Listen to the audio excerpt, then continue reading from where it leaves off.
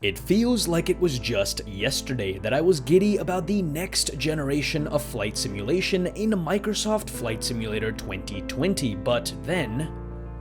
Yup, you saw that right. A new sim titled Microsoft Flight Simulator 2024 is now going to be coming in, well, 2024, and unlike most launch trailers, I have more questions than answers. Most importantly, about the state of the current Microsoft Flight Simulator 2020 once this new one releases. Is it just a substantial paid expansion? Is it an entirely new title? If so, what major developments are we expecting? And what about the current third-party add-ons? I, like many, have spent so much on this sim already. So will Microsoft Flight Simulator 2024 support all the add-ons that the current one has, or will it just abandon support? All that and much more in today's video. So sit back, relax, and get ready to dive into everything we know so far about Microsoft Flight Simulator 2024. What's going on, guys? Varun from Flyby Simulations here, and welcome back to another video on the channel. Now, right before we get started with the meat of today's video, discussing everything in the trailer that we've seen, including things you might have missed, as well as some speculative aspects of the new simulator, a quick word from our sponsor for today's video. Now, long-term viewers of the channel might know that I'm not much of a bush pilot or GA aircraft flyer. I love flying large airliners, which usually involves long periods of time where I put the plane on cruise and just kind of sit there. So instead of rotting in front of my monitor for hours on end, I prefer to go out and do things, whether it may be a run, doing my laundry, enjoying a meal outside, but there's always that lingering feeling about how my flight is doing, whether it's all peaceful or if I'm in an uncontrolled nosedive about to kill all of my passengers. Well, with today's sponsor, Asun Remote, you don't have to worry anymore. Asun is a free-to-download application software from macOS, Windows, and Android that allows you to remotely control your PC using your phone. As can be seen here, I can monitor my flight, control the cameras, and even move things around as needed without having to be anywhere near my monitor. And this doesn't just work for games. As a content creator, I get great peace of mind when I can monitor the status of my video being rendered on my editing software, and having the ability to upload videos to YouTube without physically being at my desk or computer is an absolute godsend. The app does allow keyboard customization as well as mouse support, and can also support games up to 144 FPS. So log on to the link in the description section of the video to see all of their expanded payment plans, including a pluggable device that can wake up your PC remotely. Once again, that's Asun Remote, and you can find out more by clicking on the link in the description section of the video. So then, getting into the meat about FS 2024, we'll need to discuss three distinct things today. What we already know from the trailer and media on Asobo's website, what you might have missed in the trailer, and finally, most importantly, third-party add-on support and some burning questions the community might have about this new launch. So let's start with what we already know. As can be seen in the trailer itself, the primary aim of this new sim looks to be to add a variety of native missions and objectives to allow users to, quote, pursue your dream of an aviation career. So it's all going to be about the aviation experience. This reminds me of the good old FSX days when such missions existed and gave a sense of purpose to those in the community who didn't just want to fly from point A to point B without having an objective in mind.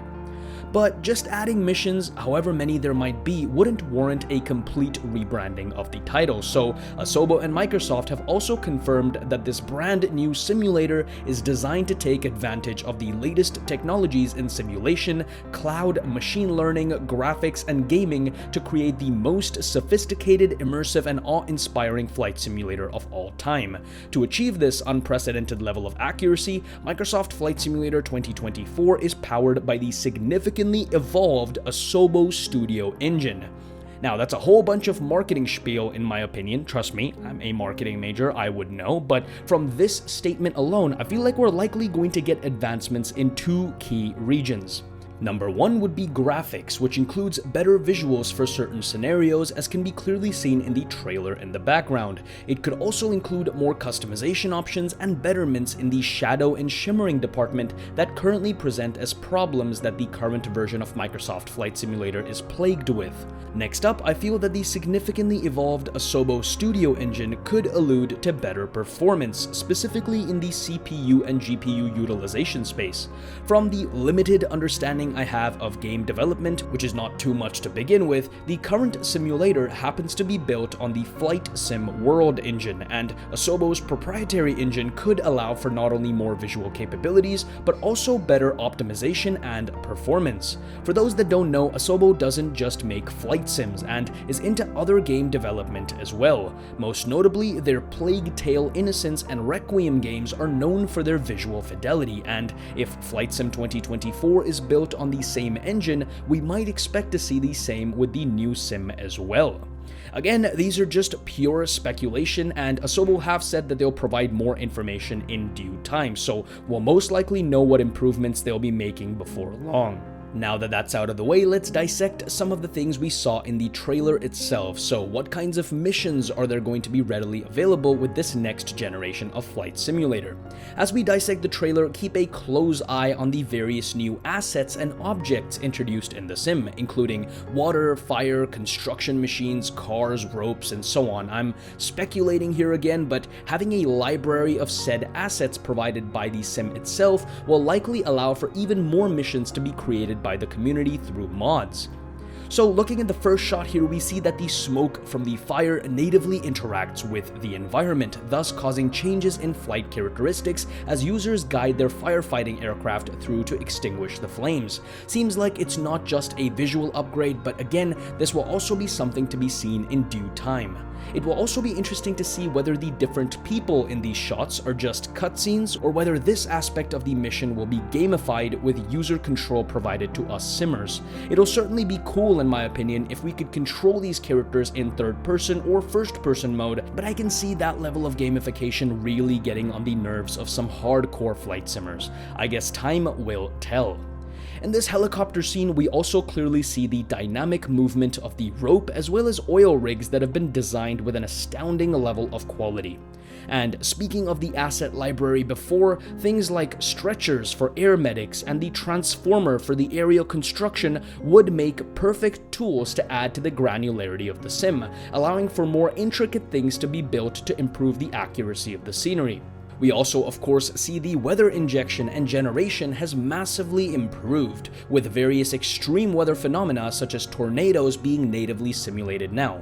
Of course, the tornadoes are the only things we're seeing here, but I would be very excited to check out what hurricanes and whirlpools and tsunamis and all of these things might look like, and what the role of aviation might be to help prevent them, or at least inform communities about their presence. On top of this, of course, as the trailer progresses, we also do see several different aircraft that we can expect with this update, including an Airbus Beluga, which is a modification of the Airbus A330 to transport aircraft parts around Europe for Airbus manufacturing.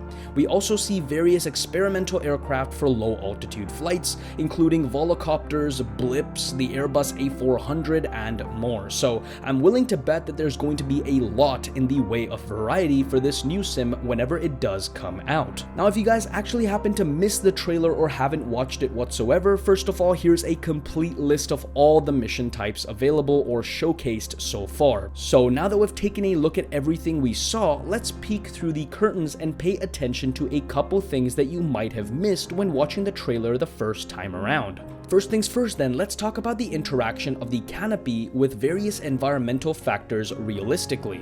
In the current iteration of the sim, things such as trees and grass blades from a distance clearly don't actively interact with forces of nature such as wind, water, or even snow. We get a bit of wind interaction here and there, but FS 2024, from the looks of things, seems to take this to a whole new level, with entire trees being ruffled when flying helicopters next to them. These environmental effects could very well be a product of the new Asobo engine being used to add even more simulated factors to support immersion. Another thing you might have missed on first glance would be indication of seasonal textures. This is something that is currently possible with mods such as Rex AccuSeason in the current iteration of Flight Simulator, but the types of trees and vegetation, along with their density and color, also now appear to change seasonally within the sim as an added simulated variable, which is awesome to see in my opinion. I think it's been a requested feature for Flight Simulator 2020 for a long time now, but it's interesting to see that they're implementing it as a brand new feature for FS 2024. Any area where the sim natively adds support for a feature without relying on mods is a welcome one in my book, and having realistic looking terrain landscapes is definitely an immersion booster. And so that brings us to the end of our trailer analysis, and so let's try and answer those burning questions the community might have about third-party add-on support and the pricing and so on. Now, in my opinion, I feel this new sim is a culmination of all of the world updates and sim updates the team have worked on over the last 3 to 4 years with the current iteration of Microsoft Flight Simulator. Just think about it. I mean, assets such as helicopters and gliders that they worked so hard to perfect in this current version of Microsoft Flight Simulator, places such as Antarctica and the Arctic Circle that previously weren't even there on the map and they appeared as gray circles, now actually have simulated terrain, and simulation elements like weather and terrain accuracy have significantly improved, or at least been introduced since the sim first came out back in 2020. So, in my humble opinion, I highly doubt this will just be a whole new sim designed to replace the current version of Microsoft Flight Simulator. Sure, it could be a rebranded title designed to run on a new engine, but I doubt the devs would actively take everything they've done with the current iteration of the sim and throw it down the toilet. From a business standpoint, that's thousands of dollars and man-hours of investment just gone down the drain, and that doesn't make any sense. Therefore, I strongly feel this is an iterative update, just like all the other sim updates and world updates were due to receive on this version of the sim, but the magnitude of changes being offered simply makes it a paid update. On top of this, for those wondering whether third-party add-ons will lose all support for FS 2024, again, I highly doubt it. Again, this is pure speculation as of now because I don't have this information from any valid source, but if you think about it, Microsoft and Asobo earn a cut on all third-party purchases made on the in-sim marketplace, and it's taken them 4 years to develop one of the most successful flight sim marketplaces in the world. They won't just tell prominent third-party developers such as AnyBuilds, Aerosoft, PMDG, and so on that their efforts were futile and they have to get back to releasing their products from scratch in the new simulator. Sure, updates might be required from these devs as more features and capabilities might be offered to them by the new SDK and the Asobo engine, but that doesn't mean these third-party devs will have to start from scratch, at least not in my personal opinion. I'd love to know what you guys think in the comment section below. I mean, even just think about Xbox users. That market will be crushed if Microsoft expects these third-party developers to delay support on those devices any longer. And so, ladies and gentlemen, that's everything we know so far, and to the furthest extent we can speculate on the state of Flight Simulator 2024. God, that feels even weirder to say. As and when we get any more information, we here at Flyby Simulations will be sure to keep you guys informed. So do make sure you're subscribed to the channel and have the notification bell turned on. It's a very interesting day, I must say. With that all said, thanks for watching, and thanks for flying by.